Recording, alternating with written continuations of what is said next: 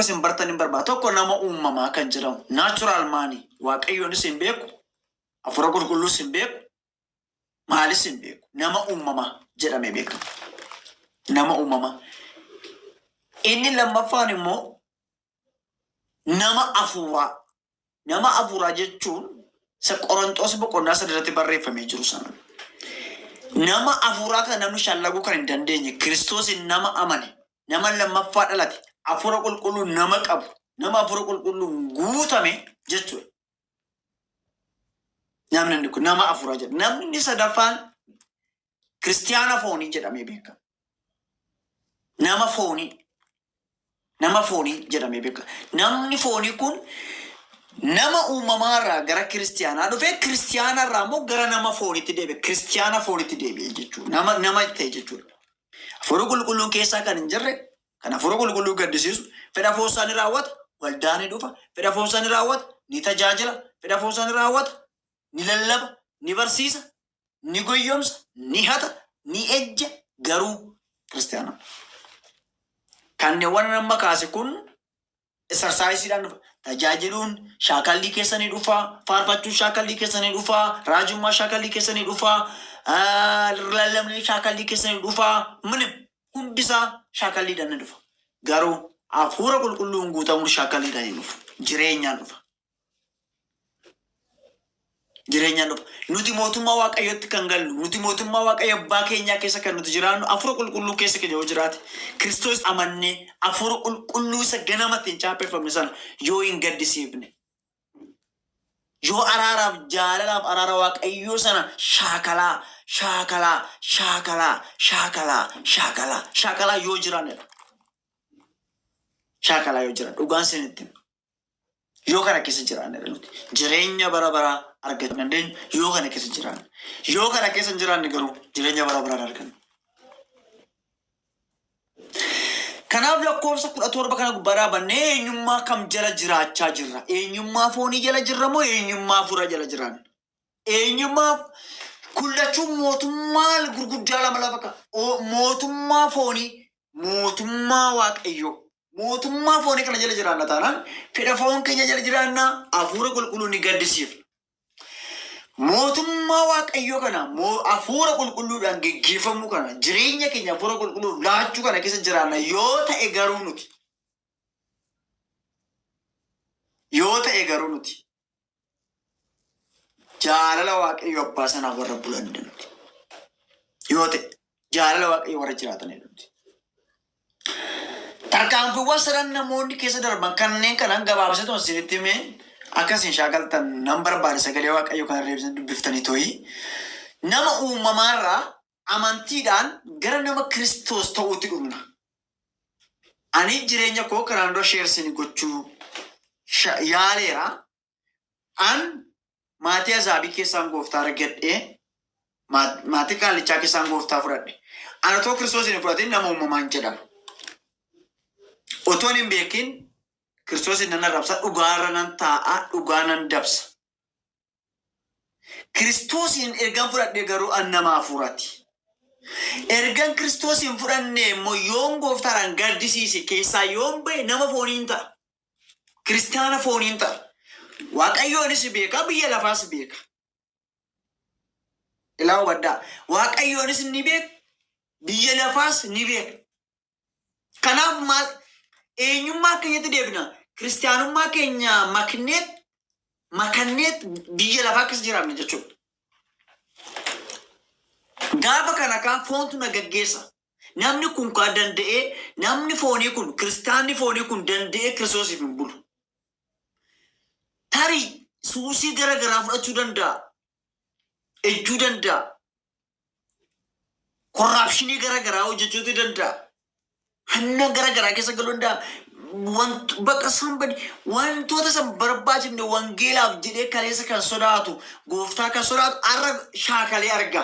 Ara Waaqayyo nama ajjeesuu hin argine, Waaqayyo keessa gochuu hin argine, tumamuu hin argine, maaloo ta'uu hin argine, Waaqayyo waaqa araaraatti waan ta'eef nama kanatti nutti hin ariifatu garuu waldaan ni dhufna fedha keenya sin raawwanna.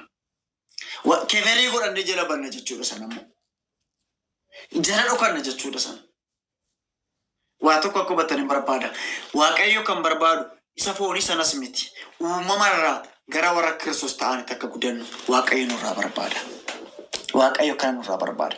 Kanaaf namni Kiristoosiin geggeeffamu, namni hafuura qulqulluun guutame Kiristoosiin geggeeffama. Ulfina isaa iddoo olaanaa Kiristoosiif laata. Hafuura qulqulluun namni geggeeffamu iddoo olaanaa Kiristoosiif kenna. Iddoo olaanaa gooftaatu jiraata. Laphee isaa keessaa, qabeenya isaa keessaa, mana isaa keessaa, bultoo isaa keessaa iddoo olaanaa kan qabu sagalee Waaqayyoodha. Hafuura qulqulluudha. Inni kadhata. Macaafa qulqulluun dubbifata. Sagalee Waaqayyoon dhaggeeffata. Dubbii hafuura qulqulluu keessa deddeebi'a. Namni hafuura qulqulluun geggeeffamu. Namni akka fedha foonsaatti jiraatu iddoo olaanaa qabu miira isaati. Ani waa tokko dhugaasinii ba'a. 2010 seenaa qabatamaadha jechuudha. Ija koon kanaan argeef kanaan beekudha. Waldaan ani keessaa waaqeffadhu keessatti waan ture isinitti hima. Hin kadhanna ture sanbata nu charchii keenyatti ruulii akkasii kanatu jira. Sanbata ganama charchii dhaqee namni kam hin taa'u jilbeeffatee kadhata. Waldaa keenya keessatti yeroo kamiyyuu dhaabbataa ture. Akka carraa ta'e ganama sanaan charchii waan hin deemeef nama abbaa qabeenyaa tokko wajjin jilbeeffadhee kadhadha. Yeroo dhaquu inni jilbeeffatee kadhataa jira. Teessoon ittaanee duwwaa waan jiruuf teessoo tokko achi hambisee taa'uu waan natti hin tolleef ittaaneetu jilbeeffadhe. Gaafa jilbeeffanneetu kadhannu tasa gurra na bu'aa ture kadhanni isaa. Tasa gurra koo keessa na bu'aa. Yaa Waaqayyo adaraa qabeenya koo, yaa Waaqayyo adaraa mana koo, yaa Waaqayyo adaraa qe'ee koo, yaa Waaqayyo sitti kenneera konkolaataa koo, yaa Waaqayyo sitti kennee suuqii koo, yaa Waaqayyo sitti kennee birrii koo. Dhugaa Waaqayyo sinitti. Kana kadhata namni kun. Waa'ee qabeenya isaati Waaqayyo dabarsee kennuunsaa cubbuudha jechuu koo miti. Namni sun hin diigame. Manni isaas hin diigame, gaalli isaas hin diigame, qabeenya isaas hin bittine. Sinittani maan. Because isa jalqabaa Waaqayyo lubbuu isaa barbaade. Fayyaa isaa takkaa toon kadhatiin ka'e. Waa'ee mootummaa Waaqayyo toon kadhatiin ka'e. Waa'ee lubbuu toon kadhatiin ka'e lafa sana. Bakka. Deetu dee yoo raajinillee yoo namni madarakitti illee ba'e waa'ee qabeenyaa dubbatanaan oluta qilleensa turtaranii cabbatanii fudhachuu warra barbaadan sana jechuudha. Guyyoomfamuu biyya lafa warra qaban. Hafuura qulqulluu keessa keenya jira yoo ta'e obboloota koo waa'ee mootummaa Waaqayyo yaadna nuti. Waa'ee wangeela Kiristoos yaadna nuti. Bakka hojii keenya too hojjennu hangamni nu keessa jiru mootummaa Waaqayyooti. Maaliif jennaan guyyaa tokko dhiisnee deemna waan ta'eef. Maaliif jennaan nuti isaan fayyine waan ta'eef. Maaliif jennaan mootummaa keenyadha mootummaan Waaqayyo waan ta'eef. Abdii keenya waan ta'eef. Kana kan nu yaachisu immoo miira foonii osoo hin taane hafuura qulqulluudha. Mootummaa Waaqayyo yaaduun fedha fooniitiin hin danda'amu. Mootummaa Waaqayyo yaaduun firaan hin danda'amu hafuuraan malee. Kadhata kooti. Hiddaaf hundee jaalatti hiddaaf hundee qabataniif kun anaaf kadhata kooti. Lakkoofsi 18 immoo eenyummaa sana akkasiin beekta. Waaqayyo warra qulqullaan hundumaa wajjin dhoksaan ogummaa isaa hammam akka bal'atu, hammam akka ol dheeratu, hammam akka ol fagaatu, hammam akka gad fagaatu hubachuu akka dandeessaniif jaalalli Kiristoos isa safaraa beekumsa namaa bira darbu hamma namni beekumsaan exercise godhee, research godhee, karaa garagaraa yaalee bira darbe kana akkasiin beektaniif guutummaa Waaqayyo biraan mageessanitti akka guutamtaniif nan kadhadha. Guutummaatu Waaqayyo biraa akka geessaniif nan kadhadha. Kun karaa hafuura qulqulluuti. 17 hiddaaf hundee akka godhataniif nan kadhadha. Hiddaaf hundeen amantootaa, hiddaaf hundeen jireenya keenyaa, hiddaaf hundeen warra gooftaa duuka bu'anii, hiddaaf hundeen warra gooftaaf jaalatamanii jiranii obboloota koo hafuura qulqulluudha. Kiristoosiin nuuf kenname. Boqonnaan 14 gaafa dhumnee dubbifnu wangeela Yohaannis guutummaatti boqonnaan 14 ergaa icciitii ta'e gooftaa Yesuus bartoota isaatti kennedha. Himedha bakka icciitii. Icciitii cimaa Waaqayyo isaanitti himedha.